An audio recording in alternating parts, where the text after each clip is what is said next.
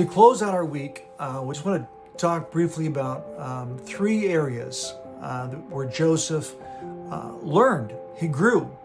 Joseph made mistakes. There were mishaps and misfortune that was all around him in his early years, but he didn't miss the opportunity to learn from those and grow from those. This is your story and mine. We're going to have mishaps.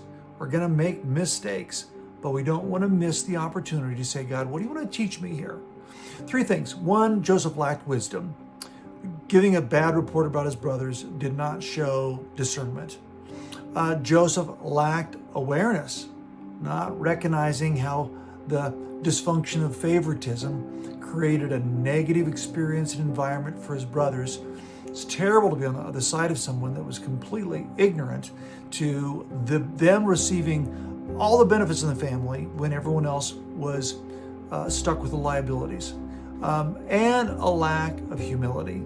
Rather than take this position with humble gratitude, Joseph exploits it and flaunts his multicolored coat, flaunts his position of superiority over them given by his father. And all of these things bring Joseph to the place where he's in the pits, literally. He's going to be thrown in a pit because his brothers would rather kill him than tolerate him. Joseph, as we will see in the chapters to come, learns. He doesn't miss the opportunity. He might learn through the school of hard knocks, but he does learn. This is your challenge and mine as well.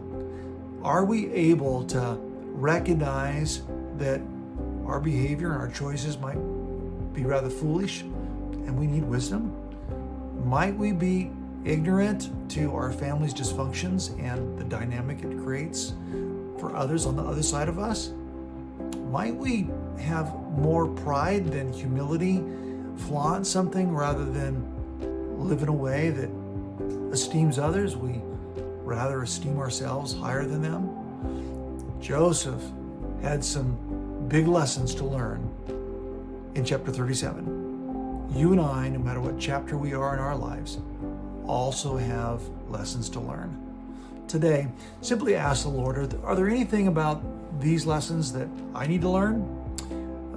Foolish steps, ignorance about our issues, lack of awareness, or maybe just pride, somewhere that I've over-esteemed myself. I've lifted myself above others, or I need to come down to a proper view of who I am as someone that is desperately in need of God's grace, and desperately in need of His mercy, so I can show forth who He is rather than lift up who I am. I hope today the Lord will draw you close to Himself, working in your character to show others that the most important thing for you is not to lift yourself up, but to lift Him up. It's not to look good, but it's to do good. It's not to be foolish, but to be wise in how we navigate relationships and decisions. Lord Jesus, enable us to learn from the life of this amazing biblical character, this incredible portrait of someone who learned in the first seasons of adulthood how to carry himself, how to posture himself, and how to behave himself. Lord, teach us as well, because we want to honor you. Look forward to seeing you this weekend. God bless. Let us know if there's anything we can do to serve you.